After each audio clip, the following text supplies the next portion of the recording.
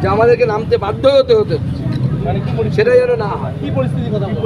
Police যদি এদের উপর অত্যাচার করে, গণতান্ত্রিক আন্দোলনে দমন পীড়ন করে, তখন আমাদেরকে নামতে হবে। প্রয়োজনে বিজেপি আগামী দিনে নবান্ন অভিযানের ডাক দেবে আলাদা করে, সেটা কবে সেটা জানাবো আমরা পরিস্থিতি দেখে। এটা পরিস্থিতির উপর নির্ভর করে। কালকে যদি পুলিশ অত্যাচার করে তাহলে বিজেপি আগামী দিনে বৃহত্তর আন্দোলনের দিকে যাবে। আমরা অলরেডি আমাদের 4 সেপ্টেম্বর পর্যন্ত আমাদের আন্দোলন ঘোষণা করা হয়ে গেছে। এটাও শেষ নয়, আগামী দিনেও ছাত্র সমাজের আন্দোলনটা কালকে কি আপনারা ওয়াচিং এ রাখছেন? এই আন্দোলনের প্রতি আমাদের পূর্ণ সমর্থন আছে। যে কোনো গণতান্ত্রিক শান্তিপূর্ণ আন্দোলনের উপর ভারতীয় জনতা পার্টি পূর্ণ সমর্থন।